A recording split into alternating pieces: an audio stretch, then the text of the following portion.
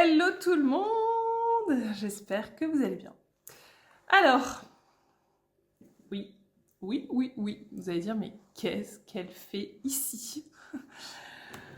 Je sais pas comment vous le dire. Alors, je pense que certaines sont déjà au courant. Si vous me suivez sur Instagram, vous savez pourquoi j'ai déserté YouTube et aussi Instagram pendant un certain temps.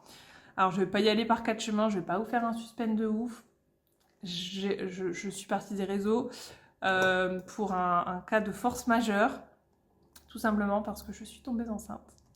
Et comme pour ma première grossesse, eh bien écoutez, j'ai pas échappé au mot de grossesse sympathique, c'est-à-dire les nausées H24, la fatigue H24, vraiment pas bien pendant 3-4 mois où j'étais au bout du rouleau. Voilà, tout simplement, gastro, gueule de bois, cumulé, voilà, pendant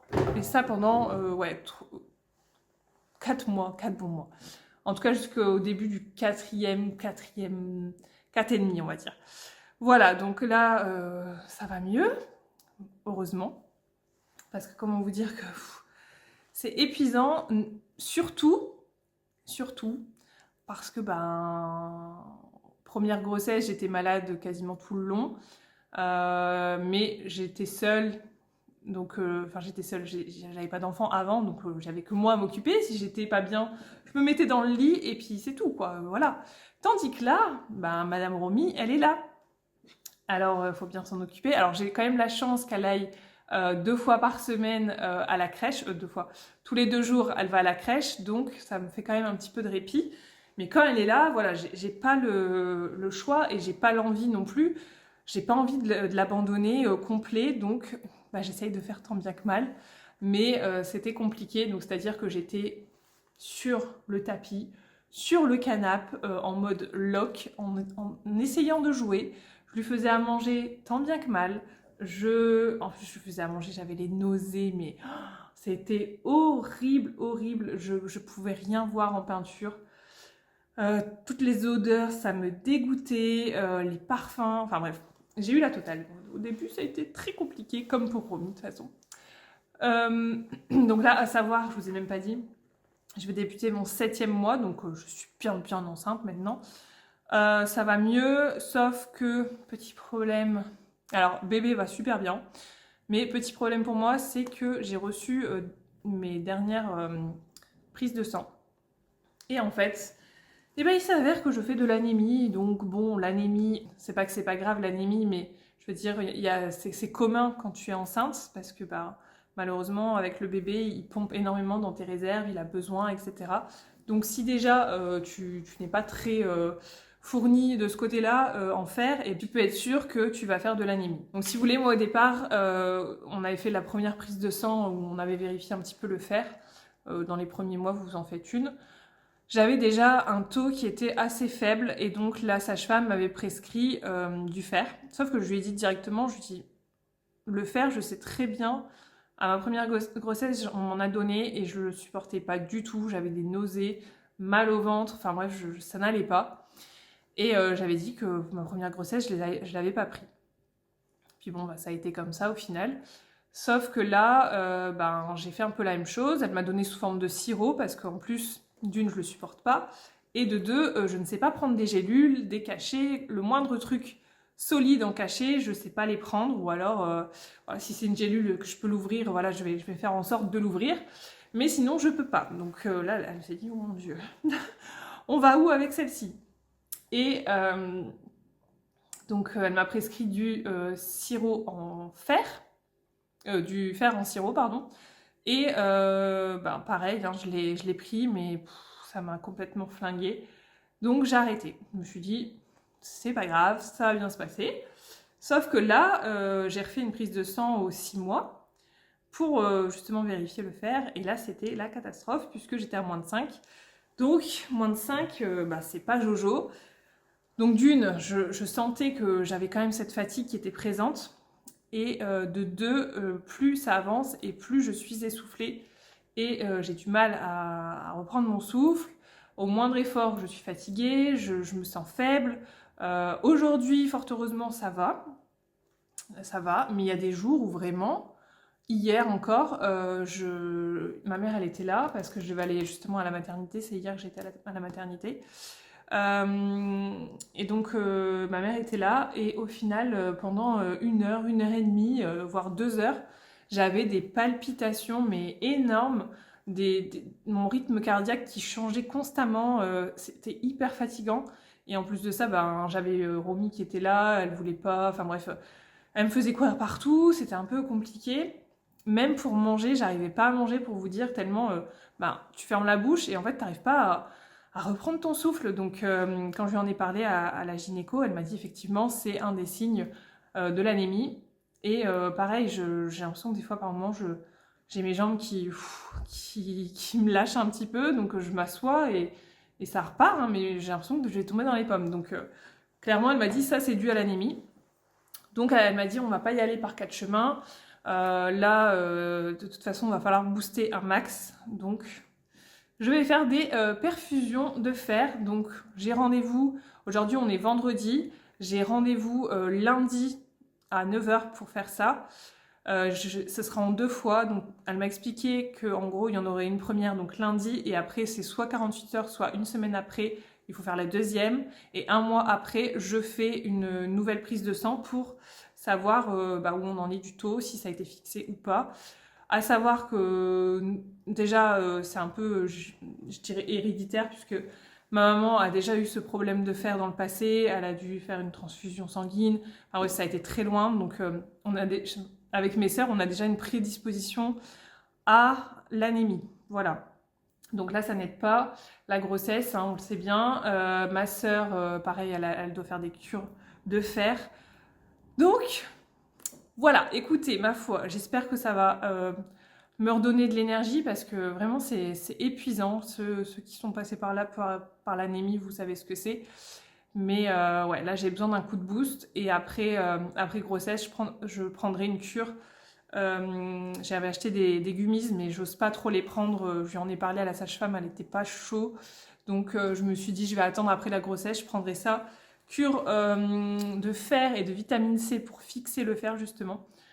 Bref, voilà, ça c'est le côté un petit peu moins cool de la grossesse, mais sinon ça va. Franchement, j'ai pas à me plaindre. J'ai pu quand même, enfin, j'ai continué quand même l'activité ici Shine tant bien que mal. J'ai surtout fait les commandes. J'ai pas du tout fait de rassort, de nouveautés, etc. parce que j'en avais pas la force. C'est vraiment, ça me met KO, moi, les grossesses, je suis vraiment pas... Alors, je suis très reconnaissante de pouvoir tomber enceinte parce que ça, c'est vraiment une chance. J'en suis consciente, mais alors, je vous assure que moi, être enceinte, c'est le calvaire pour moi. Et encore, je me dis, pour voir le côté positif, je me dis que bébé va bien, il n'y a pas de grosses complications. Voilà, tout va bien. D'ailleurs, ils m'ont fait flipper aussi avec ça parce qu'on a fait un... Comment on appelle ça? Vous savez, les tests de trisomie. Oh là là, mais que le stress avec ça. Comment vous expliquer? Pour remettre les choses dans l'ordre, on fait le premier test avec la mesure de la clarté nucale et ça revient donc on dit positif du coup, ça revient en positif en nous disant qu'il y a un risque sur, je ne sais plus combien d'ailleurs, ça m'est sorti de la tête parce que maintenant voilà c'est passé, mais qu'il y avait un risque sur temps et il fallait en gros, si je le souhaitais, faire des examens complémentaires avec une prise de sang, avec l'ADN, donc je l'ai faite, mais les résultats ont été hyper longs à venir. Ma sage-femme, quand j'ai reçu les résultats enfin, on reçoit, en gros, on te dit que tu as reçu tes résultats, mais il n'y a que la sage-femme qui peut te les communiquer. Donc du coup, c'est elle qui t'appellera. Et donc je reçois ça le lundi. Donc je me dis le lundi dans la journée elle va m'appeler. Lundi rien. Mardi rien. Le mercredi, Monsieur Chen dit c'est bon, moi je peux plus attendre, là je suis en souffrance. Moi je me disais bon c'est tout, elle va m'appeler. Et moi je suis pas du genre à tanner les gens, même si voilà, au fond de moi j'en ai grave envie. Mais je suis pas du genre à tanner les gens, je me dis elle a certainement du boulot, etc. Monsieur Chen dit non, moi j'appelle. Mercredi soir il appelle, il tombe sur la sage-femme. Et la sage-femme lui dit ah non mais moi en fait je suis en vacances et tout, et elle me l'avait pas dit. Donc du coup, je peux attendre longtemps quoi. Au final, j'ai dû attendre le lundi suivant pour avoir les résultats. Une catastrophe. Pour au final nous dire que tout allait bien, et elle m'a quand même expliqué que quand, quand l'échographe a pris les mesures, elle me dit je pense qu'il y a eu une petite erreur en plus parce qu'il était mal positionné apparemment le bébé. Elle me disait qu'ils étaient obligés de prendre 3 mesures et que sur les 3 mesures ils devaient prendre la plus haute, et justement la plus haute c'était où le bébé était vraiment dans une position voilà, pas idéale pour prendre la mesure de la clarté nucale. Donc elle me dit c'est certainement ça qui a joué sur le résultat final. En tout cas, tout va bien. Après, on a encore des risques hein, jusqu'à l'accouchement. On ne sait pas du tout ce qu'il peut y avoir jusqu'au bout. Mais voilà, en tout cas, je suis plutôt rassurée de ce côté-là. Mais c'est vrai que c'est des trucs... Ils vous font des tests de plus en plus poussés, mais aussi de plus en plus stressants, je trouve. Je sais pas ce que vous en pensez, vous, hein, si vous l'avez bien vécu, si vous êtes passé par là, mais c'est long. C'est archi long, les résultats comme ça. Bref, tout ça pour vous dire que sinon, ça va. J'ai eu aussi, là, en début de grossesse, j'avais énormément de remontées acides. Vraiment de remontées acides affreuses. Donc au départ, je prenais du Gaviscon, ça m'avait bien soulagée. Mais là, arrivé sur depuis quelques semaines, ça marche plus du tout. Donc j'ai pris de l'oméprazole, et l'oméprazole, croyez-moi, ça fonctionne super bien. Voilà, donc bref, si vous avez d'autres questions par rapport à des symptômes, vous pouvez évidemment me les poser en commentaire ou via Instagram. Je vous répondrai, on a déjà pas mal discuté sur Instagram avec quelques-unes d'entre vous. Et voilà, donc la grossesse, voilà. Sinon, quoi d'autre? YouTube, je sais pas trop comment. En fait, j'étais vraiment partie dans un bon élan sur YouTube. J'étais trop contente. J'étais repartie dans mon rythme et tout. Et en fait, en plein milieu, il y a eu la grossesse. Et alors là, ça m'a cassé royal. Donc, je vous avoue que ça me manque. Et à chaque fois, je me disais, bon, allez, je vais filmer, je vais filmer. Voilà, j'y arrivais pas. Et là, je commence à reprendre goût à ça.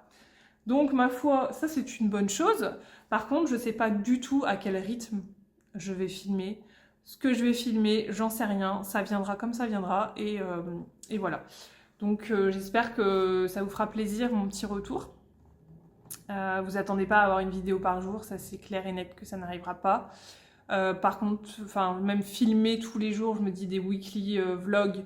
C'est ça, weekly vlog? Bref, je sais plus comment on dit, tu filmes un peu tous les jours.